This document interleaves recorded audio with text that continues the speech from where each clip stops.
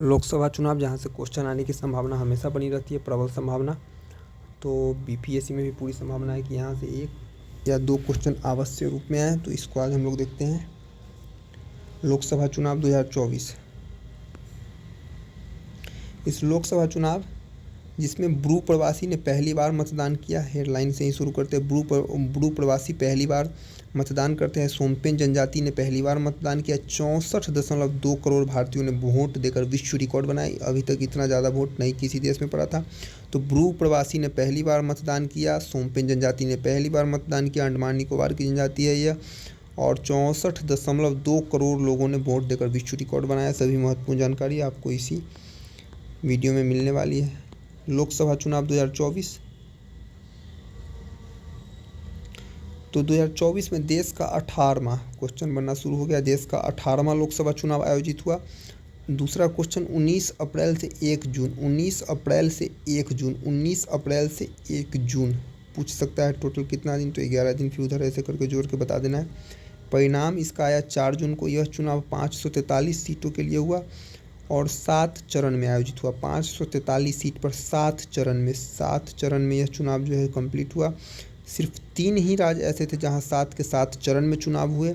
और 7 चरण में चुनाव होने वाले 3 राज्य में एक हमारा बिहार, उत्तर प्रदेश, पश्चिम बंगाल, तीनों ये दोनों बिहार का पड़ोसी, एक बिहार, एक इसके बाएं साइड, एक इसके दाएं साइड, यानी यूपी, बंगाल, बिहार, 3 राज्य ऐसे रहे जहां 7 के 7 चरण में चुनाव हुए।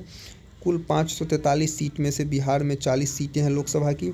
और इस वर्ष 18वां लोकसभा चुनाव था जिसमें बिहार के 40 लोकसभा सीटों में राष्ट्रीय जनतांत्रिक गठबंधन एनडीए को 30 सीटें, 40 में से 30 सीटें एनडीए राष्ट्रीय जनतांत्रिक गठबंधन जो बीजेपी के गठबंधन की सरकार है उसको मिली।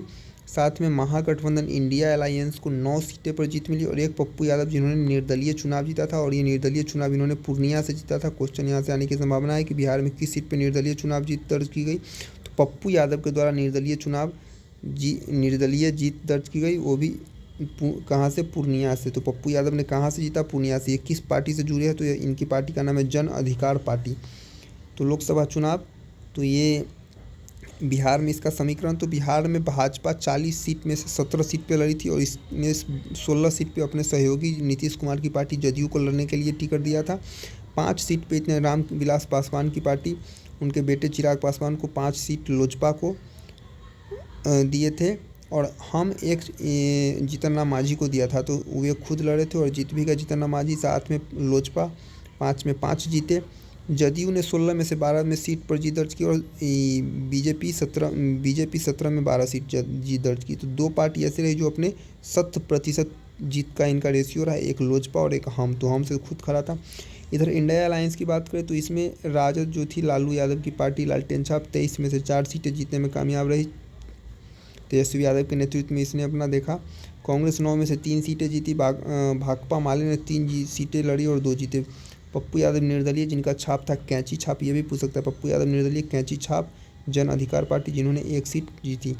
लोकसभा चुनाव का जो परिणाम आया, तो इसमें परिणाम जो है इलेक्शन कमीशन जो परिणाम जारी किया उसके अनुसार भाजपा को 240 सीट मिला, कांग्रेस को 99 सीट मिला, सपा यानी अखिलेश यादव की पार्टी, समता पार्टी को 37 सीट मिली, टीएमसी तृणमूल कांग्रेस को 29 सीटें, डीएमके को 22 सीटें, टीडीपी को 16 सीट, टीडीपी को 16 सीट, जदयू को 12 सीट, बाकी ये सब है।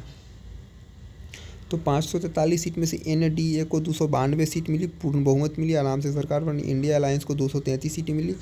इंडिया अलायंस का फुल फॉर्म पूछने की संभावना बन रही है, तो इसका नाम है Indian national development inclusive alliance. Indian national development inclusive alliance India का फुल फॉर्म है, जो पूछने की संभावना अधिक है। चुनाव आयोग के अनुसार 18वां लोकसभा चुनाव था 2024 में 64.2 करोड़ भारतीयों ने वोट देकर विश्व रिकॉर्ड बनाया और यह G7 देशों के कुल मतदाताओं का 1.5 गुना। G7 देश में 7 देश जो हैं उन सारे मतदाताओं का 1.5 गुना अकेले भारत में वोट हुआ है। यूरोपियन यूनियन में जो 27 देश हैं उन 27 देश के मतदाताओं का 2.5 गुना वोट पड़ा है। इस 27 देश के कुल मतों का 2.5 गुना, तो काफ़ी विश्व रिकॉर्ड बनाया। जम्मू कश्मीर में मतदान प्रतिशत पिछले 4 दशक में सबसे अधिक रहा और साथ ही इस बार रिकॉर्ड 31 करोड़ से ज़्यादा महिलाओं ने मतदान किया। 1952 के बाद 7 चरणों में आयोजित यह चुनाव 1952 के बाद 7 चरणों में आयोजित यह चुनाव यानी 1952 का चुनाव 7 चरण में हुआ था। आयोजित यह चुनाव 19 अप्रैल से 1 जून 2024 तक 44 दिनों का सबसे लंबा चुनाव रहा। अब तक का सबसे लंबा चुनाव रहा। लोकसभा चुनाव 1951-52 का जो इमेज है। लोकसभा चुनाव से कुछ इंपॉर्टेंट प्रश्न। तो मिजोरम से भागकर भारत के किस क्षेत्र में बसे ब्रू प्रवासी रियांग ने पहली बार लोकसभा चुनाव। तो ये त्रिपुरा के ब्रू जनजाति त्रिपुरा से ताल्लुक़ रखते हैं और ये मिजोरम से भागकर त्रिपुरा में बसे और इन्होंने लोकसभा चुनाव में मतदान दिया। 22 अप्रैल 2024 को निकोबार की सोम्पेन जनजाति 18वीं लोकसभा चुनाव में पहली बार मतदान करने के कारण खबरों में रही। पता है सोम्पेन जनजाति कितने सदस्यों ने अंडमान निकोबार लोकसभा सदस्य में पहली बार मतदान किया। तो 7 सदस्यों ने। कितने? सोम्पेन जनजाति के 7 सदस्यों ने पहली बार अंडमान निकोबार में मतदान किया। लोकसभा चुनाव में आगामी लोकसभा चुनाव में 85 वर्ष से अधिक आयु के मतदाता और 40% दिव्यांग जो शरीर से हैंडीकैप्ड 40% हैं वो ऐसे सभी व्यक्तियों के लिए घर से मतदान सुनिश्चित करने की दिशा में कौन सा ऐप लॉन्च किया गया। तो इम्पोर्टेंट है सक्षम ऐप को लॉन्च किया गया। यानी जो लोग 40% दिव्यांग है या 85 साल से अधिक उम्र के, क्वेश्चन पूछ सकता है 85 साल से अधिक उम्र या तो शरीर से 40% दिव्यांग हो, वैसे लोगों के लिए घर से वोट देने के लिए सक्षम ऐप को लॉन्च किया गया था। लोकसभा चुनाव तो निम्नलिखित में से किस ऐप ने हाल ही में चुनाव आयोग द्वारा लॉन्च किया गया था। तो चुनाव आयोग द्वारा सी विजिल ऐप को भी लॉन्च किया गया था। यह आचार संहिता उल्लंघन के मामले में शिकायत दर्ज करने के लिए। तो आचार संहिता उल्लंघन के मामले में शिकायत दर्ज करने के लिए सी विजिल ऐप। निर्वाचन क्षेत्र में उम्मीदवार का आपराधिक रिकॉर्ड अगर जानना हो तो उसके लिए नो योर कैंडिडेट यानी अपनी कैंडिडेट के बारे में जाने। नो योर कैंडिडेट अपने कैंडिडेट के बारे में जान सकते हैं। और विकलांग व्यक्तियों को और वृद्ध व्यक्तियों को मतदान केंद्र पर मतदान सुनिश्चित कराने के लिए सक्षम ऐप यानी इन तीनों ऐप को लॉन्च किया गया। ध्यान रहे चुनाव आयोग ने पहली बार मतदान करने वाले युवाओं का मतदान के प्रति रुझान बढ़ाने के लिए किसके साथ मिलकर 28 फरवरी से 6 मार्च तक मेरा पहला वोट देश के लिए अभियान चलाया। तो शिक्षा मंत्रालय जागरूक करने के लिए शिक्षा मंत्रालय के साथ मिलकर शिक्षा मंत्रालय और चुनाव आयोग ने मेरा पहला वोट देश के लिए अभियान जो है चलाया। 18वें लोकसभा चुनाव में भाजपा ने कितने राज्य और केंद्र शासित प्रदेश में क्लीन स्वीप किया। तो 5 राज्य और 2 केंद्र शासित प्रदेश में भाजपा ने जो क्लीन स्वीप किया, इसमें दिल्ली भी है केंद्र शासित प्रदेश में और 5 राज्य है। लोकसभा चुनाव 2024 में निम्नलिखित में से किस राज्य में भाजपा ने क्लीन स्वीप किया। तो उत्तराखंड में भी भाजपा ने क्लीन स्वीप किया था। 5 की 5 सीटें जीती थी।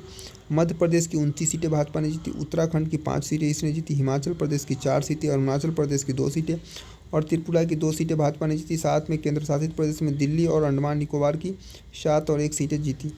बताया कि 18वें लोकसभा चुनाव में कांग्रेस ने कितने राज्य और केंद्र शासित प्रदेशों में क्लीन स्वीप किया। तो कांग्रेस ने 2 राज्य और 2 केंद्र शासित प्रदेश में भी क्लीन स्वीप किया यानी कि मणिपुर और नागालैंड में कांग्रेस ने 2 और 1 सीट जीत ली और केंद्र शासित प्रदेश में लक्षद्वीप और पुदुचेरी में कांग्रेस ने 1 सीट जीती।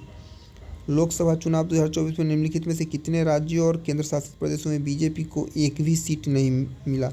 7 राज्य और 4 केंद्र शासित प्रदेश में बीजेपी को एक भी सीट नहीं मिला। वे 7 राज्य में पंजाब, तमिलनाडु, मणिपुर, सिक्किम, मेघालय, मिजोरम, नागालैंड है और केंद्र शासित प्रदेश में पुदुचेरी, चंडीगढ़, लद्दाख और लक्षद्वीप है जहाँ एक भी सीट नहीं मिला। क्वेश्चन यहाँ से उठ सकता है लेकिन क्वेश्चन भारी बनेगा, 2-3 बार देख लेना होता तो लिख लीजिए इसको।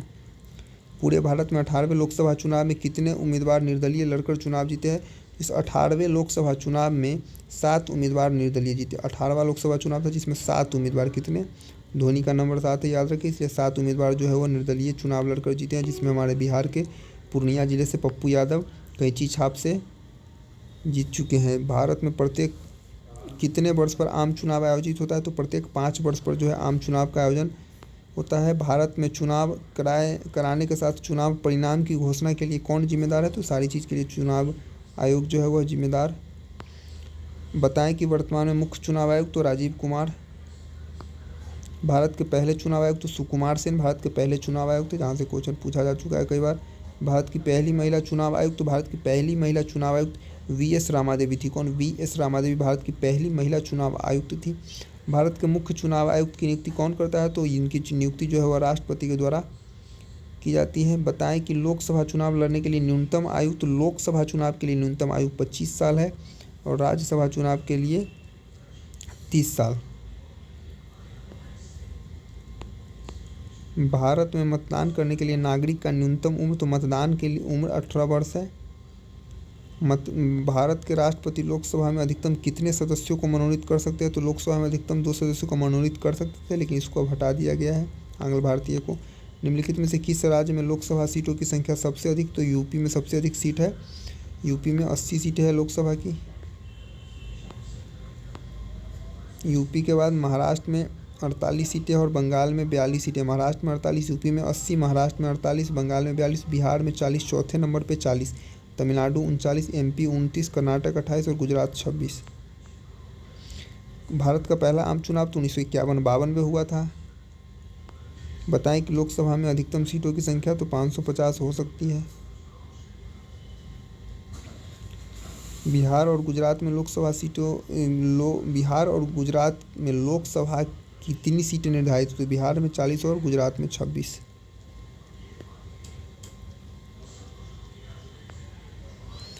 तो ये वीडियो भी कंप्लीट। मिलते हैं नेक्स्ट वीडियो में। धन्यवाद।